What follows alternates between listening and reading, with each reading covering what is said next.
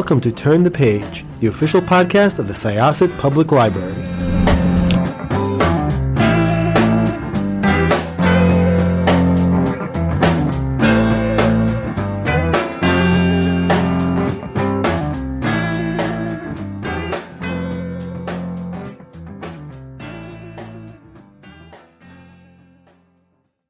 Hi, this is Jessica with Turn the Page podcast and Anthony Del Col. Welcome back. So last time we talked about how emo Hamlet was and the death of Nancy Drew and all of the hoopla around that, and your other book, The Son of You Know Who. But yes. Oh my gosh. Okay, so let's talk about Assassin's Creed and the podcast for Assassin's Creed. Tell me about it. How did it come about? And what is it exactly? We all know what Assassin's Creed is, but maybe some listeners need to know. Certainly. For those that are not familiar with Assassin's Creed, where have you been for the last 15 years? No, I'm just kidding. No, Assassin's Creed is a very uber successful video game franchise. I think they've had about a dozen titles that have come out in the last 15 years or so, published by Ubisoft. It is, like I said, a video game franchise, but it's historical fiction. So what they do is they set their games in different historical time periods, whether it's Renaissance Italy, French Revolution, American Revolution, Greece, or ancient Greece, ancient Egypt, I mean, all over. So it's my favorite video game franchise, and that was even before I started to work on like in the world. But yeah, I mean, and you know, the title, of course, is Assassin's Creed. They've set up this entire lore where there are secret organizations that exist. One of them is called the Assassins, and they are around to protect society against the Templars, and the Templars want to control society. So it's an ongoing thing. It's been very successful. And then I am the creator and writer of Assassin's Creed Gold, which was released earlier this year. It's the first ever fiction podcast in the Assassin's Creed universe. So it's set in 1697 England. Isaac Newton is one of the characters. And it's basically like Sherlock Holmes and Moriarty type story, where it's Isaac Newton is the warden of the Royal Mint. The counterfeiting is rampant all over England, and he has to work with an assistant played by Emmy Award winner Riz Ahmed to stamp out all these counterfeiters, and one in particular, William Chaloner, who's sort of his Moriarty. So there's a modern day story to it as well.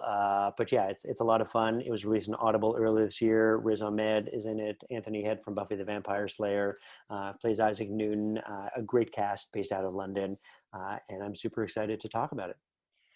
I first of all, Isaac Newton, Anthony Stewart Head is just this winning combination. Isaac Newton's a really interesting figure, historical figure. There's so much about him. I mean, the one thing everybody says, what is it about Isaac Newton is...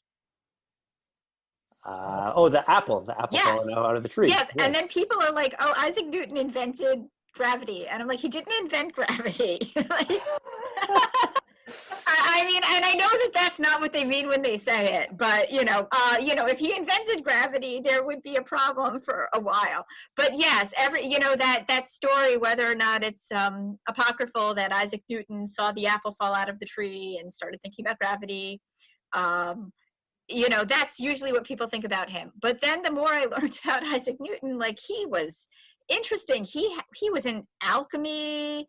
You were talking, I think, in the last podcast about his work in counterfeiting. I mean, I didn't find out about his work in alchemy until, of all things, I watched an anime called Escaflowne, and he was actually a villain in that. What? Yeah. How dare they?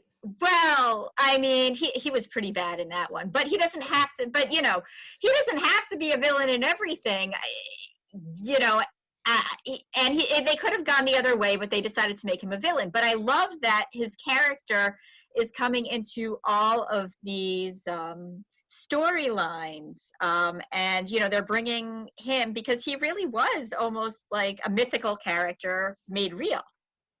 Yeah, I mean, Isaac Newton, one could argue that Isaac Newton is one of the top 5 most fascinating humans that's ever existed. And that was even before I started to do the research into counterfeiting. I mean, here's a man who, in his era, I mean, we talked about gravity. He was a scientist, he was a philosopher, he was a thinker, like he recorded everything. And then and this is what we focus on in the podcast.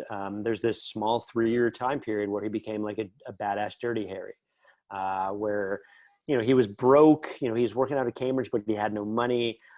He needed some dough. And then his friends basically said, well, we can help you out. Do you want to take on this position? They knew that he had the intelligence and the wits and the wherewithal. And not only was he a Sherlock, where he was very great at deduction and doing investigative work, but he wasn't afraid to kind of toe the line or even cross the line every now and then to get what he wanted. So I mean, he'd pay people off, he'd threaten people, he'd pay people to torture other people to get information. So it's just this really fascinating period. And then of course you add the sexuality aspect to it, which we touch on in the podcast, and then his obsession with alchemy. And so again, that's something we really play into as well in the story. But he's just a really, really, and he's the kind of person where, you could portray him as a villain, you could portray him as a hero. And this one here, he's not quite the hero. I mean, he's not the main character. The main character is the blind assassin, Omar Khaled, played by Riz Ahmed. But I mean, he's right there beside him. And so, like I said, Assassin's Creed has this universe where you have the good guys and the bad guys. And when I first broached the topic of working on this with them and with this particular story, they had already ascertained or determined that Isaac Newton in their world was neutral. He wasn't part of the good guys. He wasn't part of the bad guys. So I was like, okay, that'd be exactly. Yes. So that'd be interesting. Kind of play with him where he understands, he knows what's going on. He just chooses to remain on the sidelines because he's busy and more interested in other things. I like it. And how did the cast come together? So are there other members of the cast that you play with? And also, I mean, just the whole concept of podcasts, serial podcasts becoming a thing. I didn't find out about them until Welcome to Night Vale, which I think just sort of busted the door open for these serial podcasts, which, I mean, decades ago, radio serials were huge, and it's like now this huge resurgence. I mean, touching on that first, I mean, I grew up in northern Canada in a small, like, remote town. If you're in Toronto, drive straight north for 10 hours, and that's where you find Porcupine, Ontario, Canada.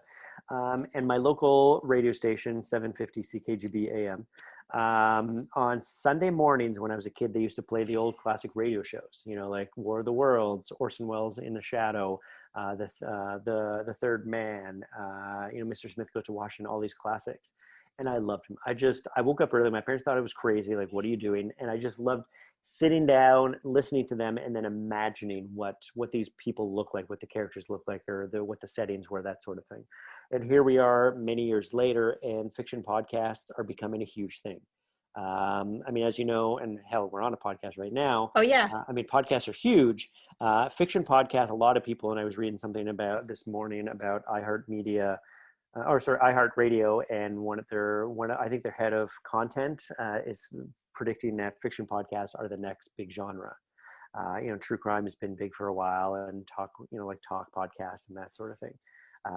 But I mean, I'm part of the WGA, the Writers Guild of America Audio Alliance, and we're working to make sure that fiction podcast creators are compensated fairly and get the proper credit that they deserve and that sort of thing. But I mean, you've had, I mean, Welcome to Night Vale, I think has been probably the most successful one. I mean, you have Homecoming, of course, produced by Gimlet, which was turned into the television series with Julia Roberts. You had Limetown. You have Life After by Mac Rogers. I mean, it's great. I love it. I've now written 3 in the genre. And the next, really, I've been, as you know, from what we talked about last time, I've been writing comics quite a bit, but fiction podcasts are really where I'm sort of focusing these days. I have a couple new projects on the go that I can't really talk about yet. And then in terms of Assassin's Creed Gold, I mean, it came out because I've been working with Audible UK on another project that became something called Unheard, the story of Winslow.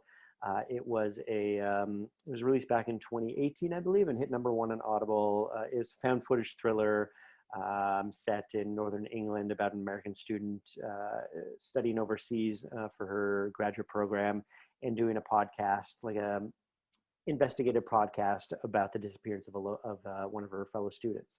And it turns out that she might be deeper involved than she thought she was.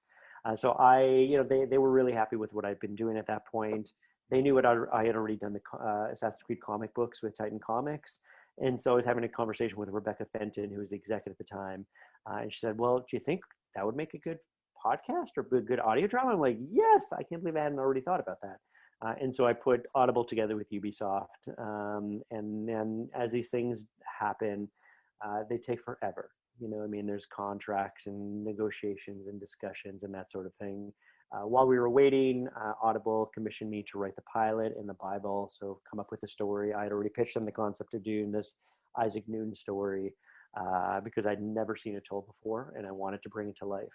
We got the green light and then I started plugging away. I actually gave up some of my pat leave back last year in 2019 to work on it. So we get into production and then, went to production last summer. In terms of the cast, you had asked about that. Phenomenal cast. One of the cool things about British talent, as opposed to, say, American talent, is they're used to doing everything. They have experience on theater, they have experience on television and film, on doing radio dramas. The BBC has a huge history for 60, 70, 80 years of doing audio dramas. Yeah. And so someone like Benedict Cumberbatch or Anthony Head or Riz Ahmed, they do this stuff all the time. Like it's not like, they're not above doing radio dramas because they see it as a great way of telling a good story without doing much preparatory work. Like they'll read the script a couple times, but they don't need to have it memorized. They can just, they don't need to dress up or do makeup. They can go into the recording studio, or these days, because of the pandemic, they can just record it from home. So That's so convenient. It's very convenient. I know. My latest one is going to be coming out next month, actually. And so we've just secured the actors. And everyone's just recording from their apartments or their homes. So it's going to be really interesting. But so it's a great cast, and I'm really happy that Audible did such a great job casting it. I wish I had been in the studio at that time, but like I said, I was on pat leave. I couldn't make it out to London for the recording, but I'm so happy with how it turned out. I'm curious. So how often do episodes release? Audible has the Netflix model where they just put everything out at once. Okay. Because Audible, for the longest time, as you know, or as some of your listeners may not know, Audible is known for audiobooks. Yes. That's where they got their start, and that's still their bread and butter.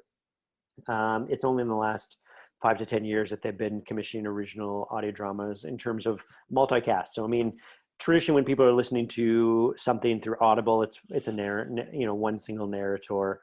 I pronounce it narrator, I don't know why, but one single person that reads out the book and that's it. But this is a multicast. So you have a cast of 3, cast of 13, cast of 25, depending on how big a project it is. So Audible just releases it all. So in some territories, Assassin's Creed Gold was released as one entity. So I think it was 3 hours and 45 minutes. So just the equivalent of an audiobook. In other places, it's episode by episode. They release it all in one fell swoop. And so, and the reaction, I think it's the #1 top ranked audio series for Audible this year. I think something like that. I saw that. Yeah. I saw that stat somewhere. Yeah. So I'm very excited about that. Yeah. That is very exciting. So as far as editing goes, is there a team behind it? How long is the turnaround usually?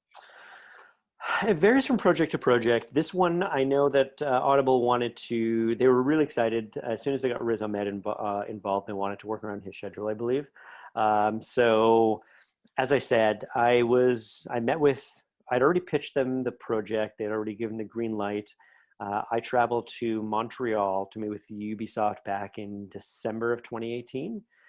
Myself and Rebecca Fenton, the exec. So we sat down for 48 hours with the team at Ubisoft.